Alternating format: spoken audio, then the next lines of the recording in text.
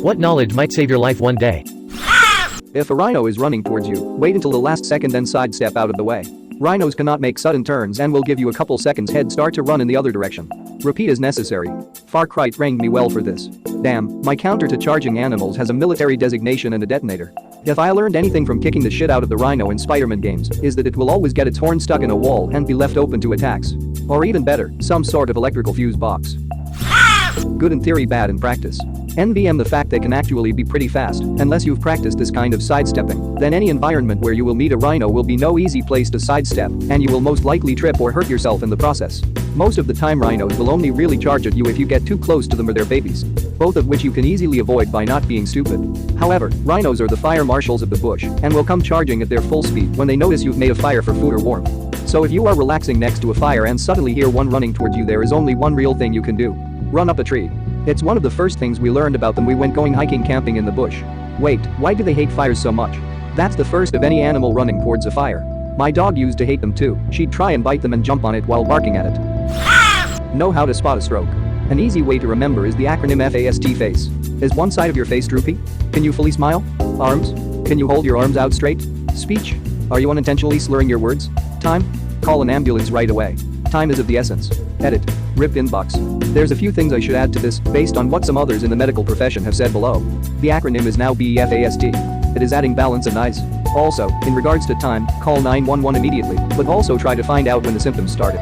If they just started, make note of the time, otherwise try and find out from people who were around. Finally, you do not have to have all of the above symptoms in order to be having a stroke. One or fewer is possible as well. BEFAST is just a good acronym that is easy for the public to remember. In addition to a few other people who helped add to my original post, here is one in particular that I thought was well written. Lock all your doors when you're in the house. No neighborhood is 100% safe. Funny story. Last year my parents went on vacation. I went to their house to mow the lawn or something about 4 days into their trip. I pull up and the front door is wide open. Just the screen door was closed. I thought the house had been broken into. Turned out my dad forgot to shut the door. Best security tactic I've ever seen. No kidding. I work a night shift and was up at 3 a.m. watching TV. So all the lights in the living room were on. This is like a beacon for people looking to rob houses as they think the owners left the lights on to go on vacation. Had some guy knock on my front door to see if anyone was home before he busted in. I then heard the handle jiggle. Needless to say, he was quite surprised when I responded along with 3 Great Danes. More than he bargained for, and he tried to play it off as he needed a ride into town. I live in a rural area and there isn't a neighbor within a quarter mile of me, let alone any sort of business. Wife called the cops, but he disappeared before they got there. Never use bleach and ammonia-based cleaning products at the same time in the same room. A combination of both their vapors creates chloramine vapor, which can kill you if inhaled.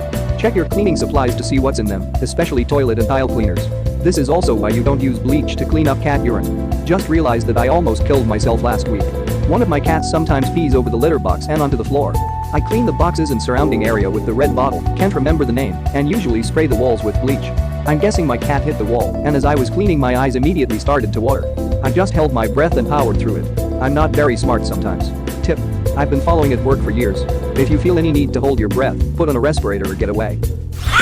As someone who works at 911, I'll just add a bit of additional info. A lot of people assume we magically know where they are when they call 911, and sometimes we do, to an extent. When your phone call comes in, there's 2 stages your phone call has. We call them a phase 1 and a phase 2. Your phase 1 location will plot your location where the cell tower is, so if you don't tell us where you are before you disconnect and we have a phase 1 location, you're fucked if you're in an emergency. Sure, we can look up your phone history and see if there's any address associated with your phone number, but if there isn't any, good luck. When we get a phase 2, most of the time it's pretty accurate, sometimes even being directly on top of where you are. I think the phase 2 location is based off of multiple cell tower hits that triangulate your location, but don't quote me on that, I'm actually not sure. If we get an open line phone call, no one is talking, we hear stuff going on in the background, we'll get a phase 2 location and send the police out to the area. Sometimes they find the person who called in, sometimes they don't. Always leave your itinerary with someone.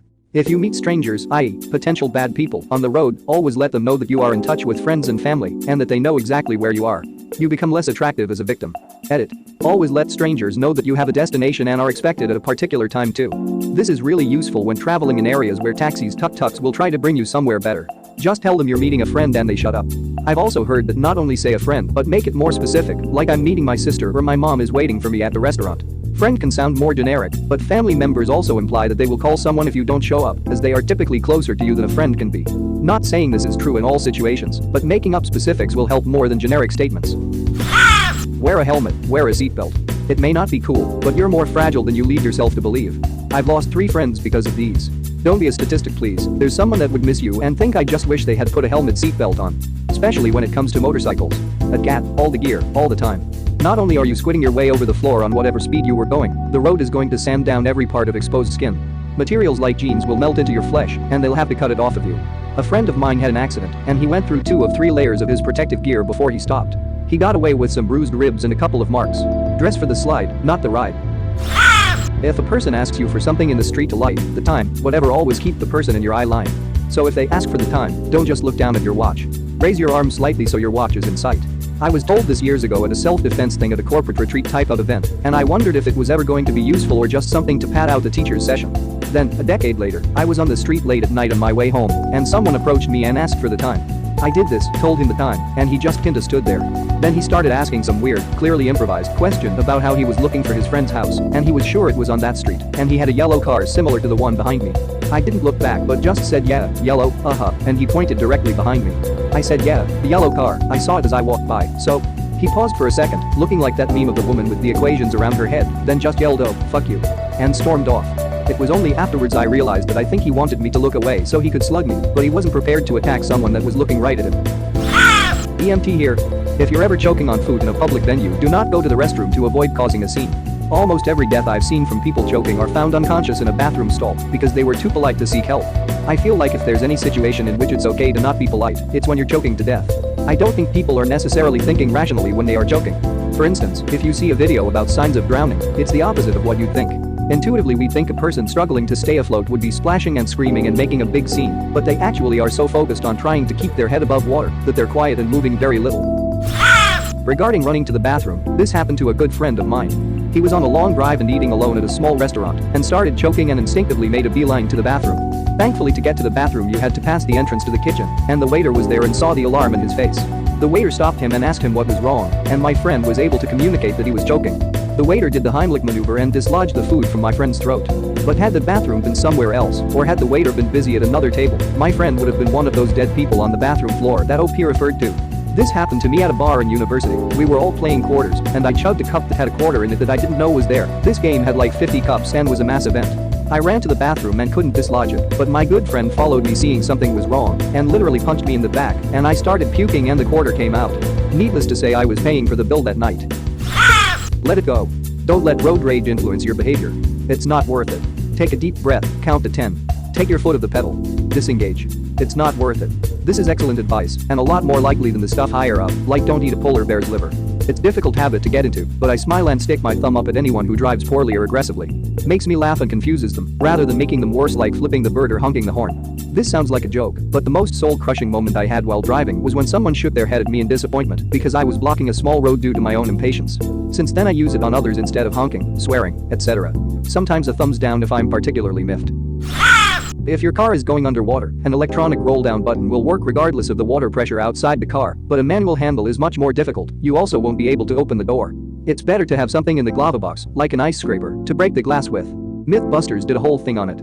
That episode saved a woman's life. She wrote to them to tell them, and Adam Savage cried knowing he'd helped to save a life.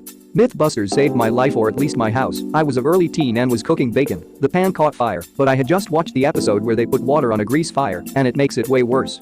If I hadn't have watched that episode, one would have probably thrown water on it, and it would have been no bueno. If the tide suddenly goes out unexpectedly, run like you stole it, for higher ground. I read about a 10-year-old English girl who had just learned this before going on vacation with her family to Thailand. Then the big tsunami that killed a few 100,000 came. She saw the water retreat and the other tourists walk out on the exposed seafloor. She freaked out and convinced everybody to run for higher ground. A lot of people were saved by a little girl who had paid attention in school. They later brought a lot of flowers to the teacher. Imagine how terrifying that must be. Knowing that a huge unstoppable wave is traveling hundreds of kilometers per hour to your location. And most people don't listen to you, just thinking you're a stupid kid who doesn't know any better. Fortunately, they believed her. Or perhaps she convinced her parents, who convinced the rest. Most likely somebody else also knew when reminded. That water you're about to dive into might not be as deep as you think. Always just step in and swim down to check for depth. Then jump. Always do this.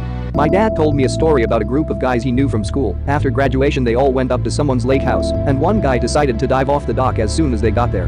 The water was shallow that year, and when he dove in he broke his neck and died on impact. Check for debris. Assholes like to dump trash. Getting impaled on rebar underwater is not a good way to go. Edit. Implanted on rebar to impaled on it. Maybe not your life, but everyone should have basic first aid CPR training if possible. My dad collapsed on Saturday morning when he got up to go to the toilet, and neither me or my mum know basic first aid or CPR. The ambulance took 8 minutes to arrive, and we only live 4 streets away from the depot. Luckily he came to, but there was a point where he stopped breathing. If he continued to not breathe, 8 minutes would be too late. Please learn and hope you don't need it, instead of needing it and not knowing. Oh my god. Glad he's okay. This is so true, we all should know CPR. If you are pregnant, have a SO who is or a lot of friends' family is that stage of life, take infant CPR. Watched in horror as a mom screamed at a shopping mall that her baby had stopped breathing, tiny baby less than 3 months, and watched a 70-plus-year-old man perform CPR on it, and it started crying. Old guy cried too, well most of the food court did too, and he told me he had just finished an infant CPR class as he and his wife watched the great-grands 2 to 3 days a week.